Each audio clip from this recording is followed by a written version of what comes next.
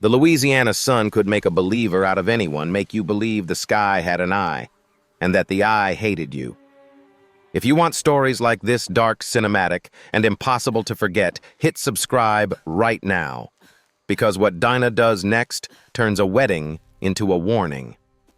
On the morning of April 12th, 1861, long before most white families on Beaumont Plantation stirred, the bell's iron throat would soon begin its daily sermon. Outside the quarters, the air already carried magnolia sweet, expensive, almost obscene, while the cabins held a different perfume. Damp wood smoke, sweat, and the quiet salt of people who had learned to cry without making sound. Dinah moved through that pre-dawn dark the way a rabbit moves through tall grass, fast, low, careful. At 28, she had the posture of someone taught repeatedly that a human body could be made to obey. Her back was a map of old lash marks. Her left hand ended in 2 missing fingers, the stumps cleanly healed and forever speaking for her. On Beaumont, scars were not evidence. They were policy. The quarters sat in rows like an inventory list.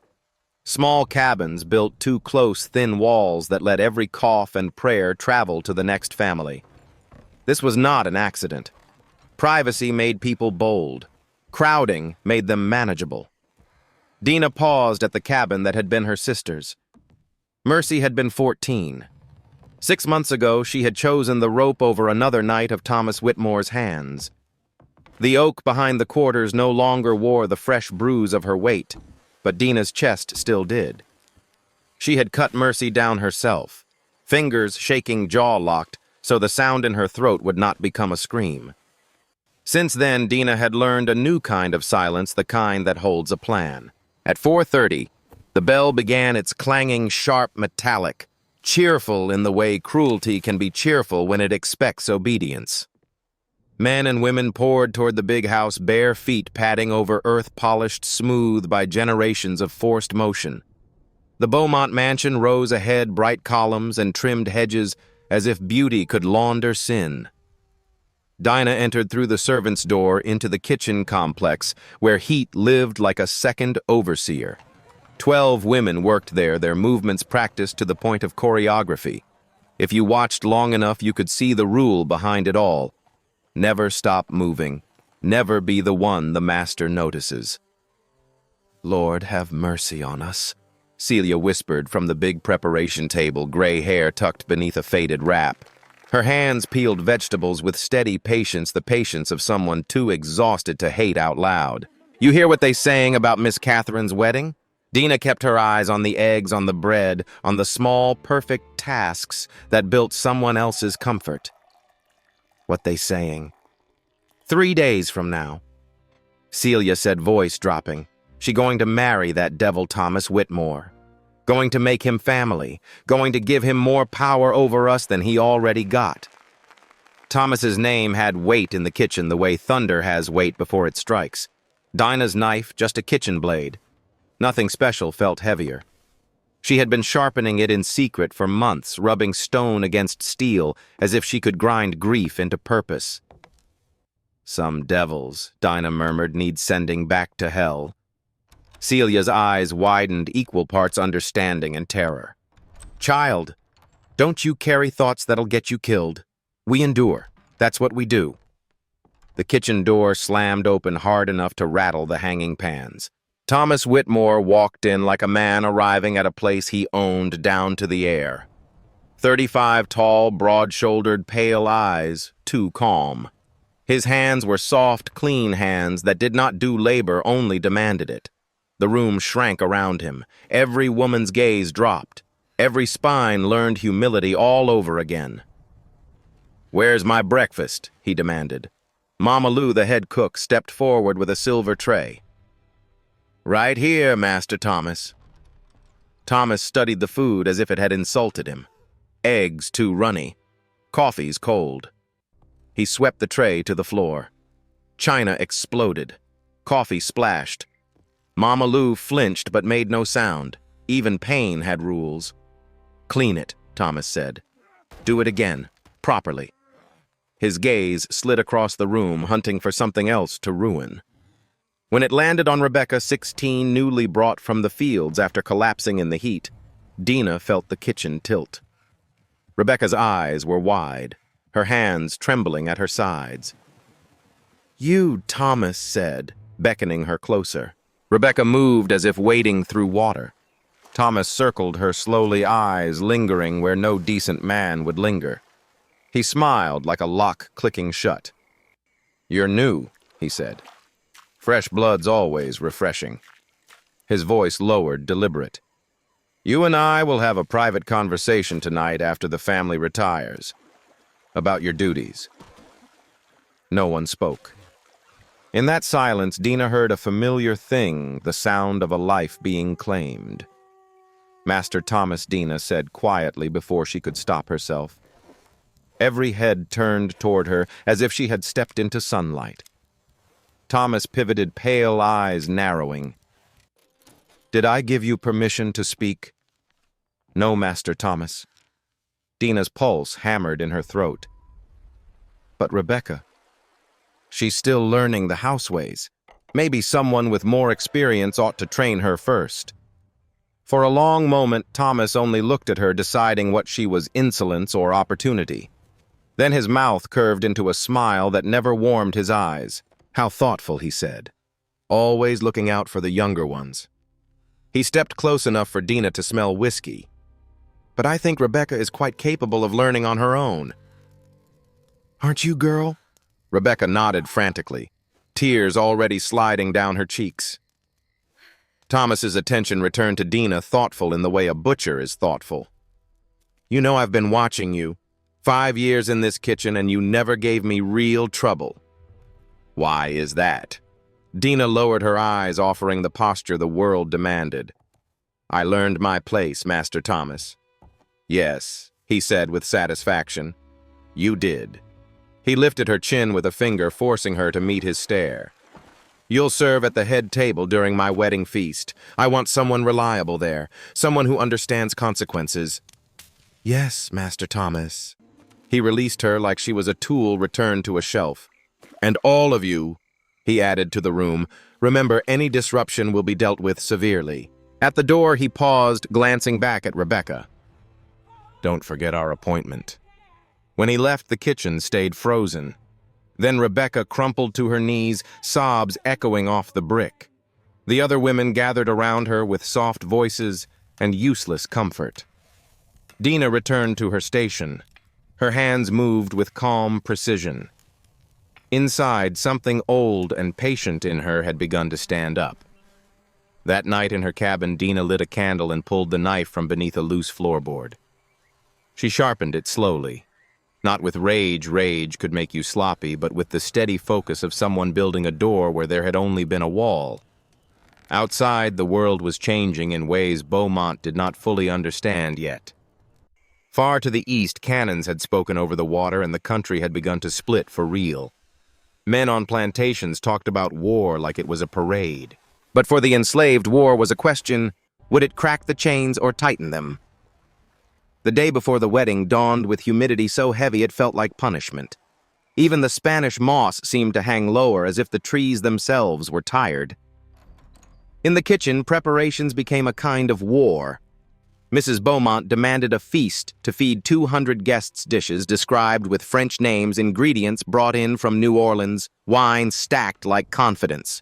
Mama Lou commanded the chaos with the hard competence of a woman who knew that perfection was the only shield allowed to her. "Dinah," she called, "you take charge of the appetizers. Mrs. Beaumont wants them fancy little things she saw at the governor's mansion. Says if we can't make them proper, she'll have us whipped." Dinah nodded and set to work tiny pastries, delicate spreads, plates arranged like jewelry for people who did not consider her human. As her hands worked, her ears stayed open. The kitchen was a place where truth leaked out even when it was whispered.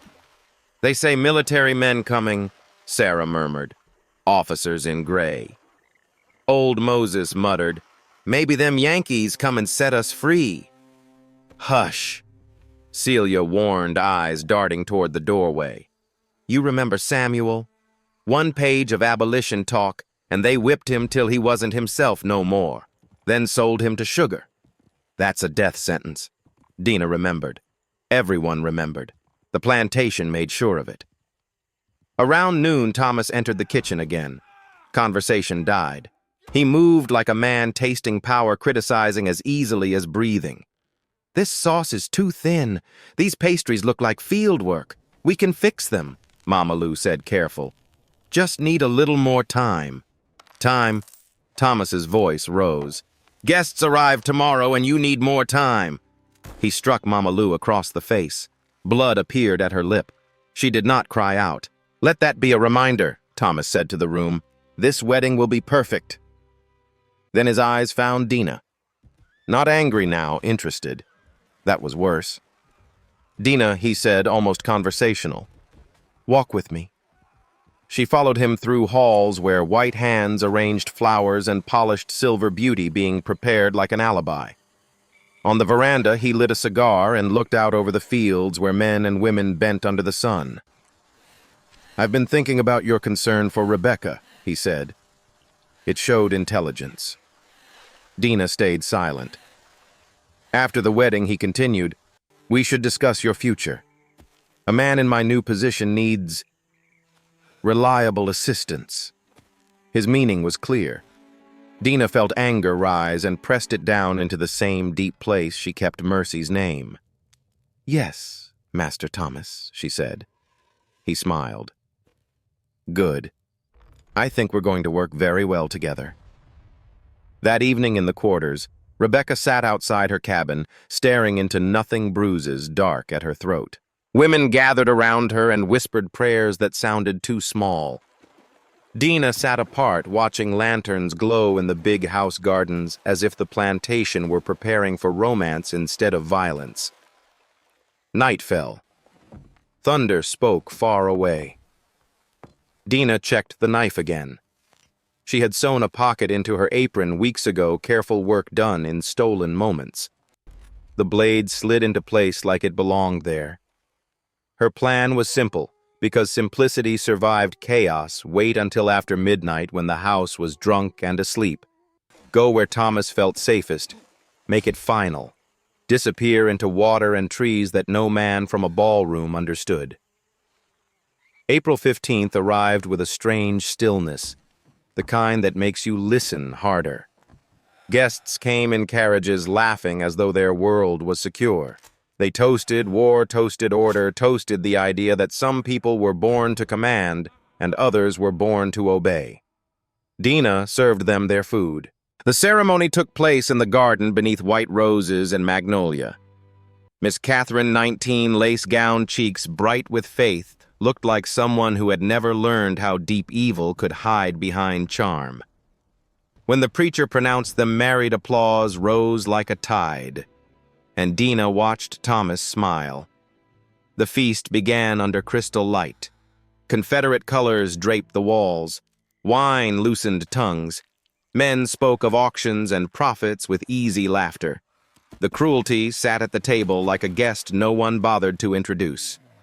Thomas watched Dinah all night. When she leaned close to refill his glass, his fingers brushed her hand, deliberate, claiming. "You're doing excellent work," he murmured. "Attentive, reliable.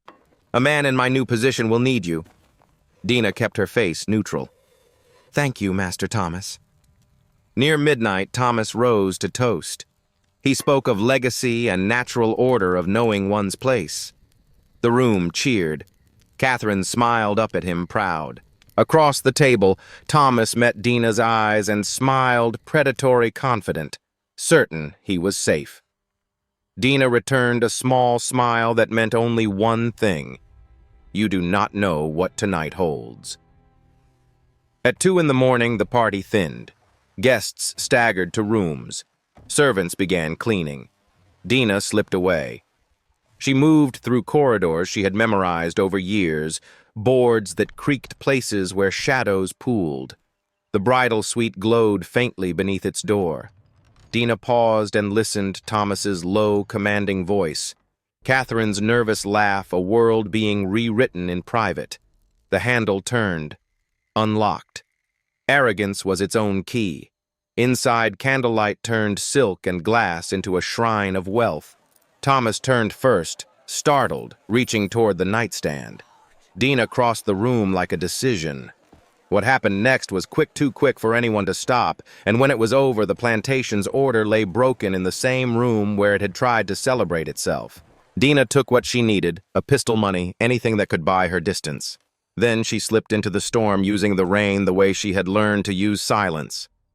By dawn, the plantation was screaming.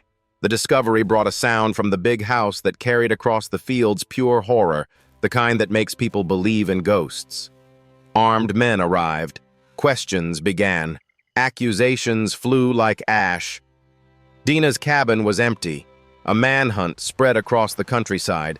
Dogs, guns, lanterns, riders. But Dinah had not run in a straight line like a desperate animal.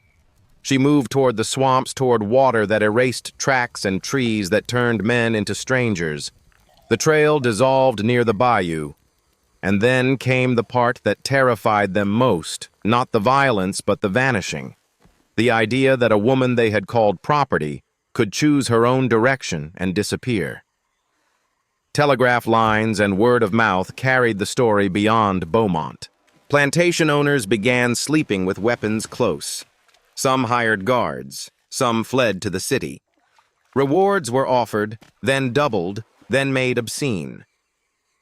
But in the quarters where stories are a kind of shelter, another version traveled faster. They did not call her a monster. They called her a sign. 3 months passed. The war widened. Guards thinned as men went to fight. Discipline grew frantic. Fear moved into the big houses and stopped being a visitor. And then reports started arriving, more deaths, more whispers, the same cold message the powerless had learned how to plan. Dinah was not alone anymore. Deep in the swamp, near abandoned mills and forgotten settlements, people who had escaped gathered in hidden pockets of freedom. Dinah found them, and they found in her something dangerous proof.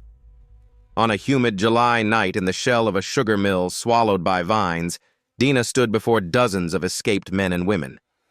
"The war between them grows stronger," she said. "They pulling guards away.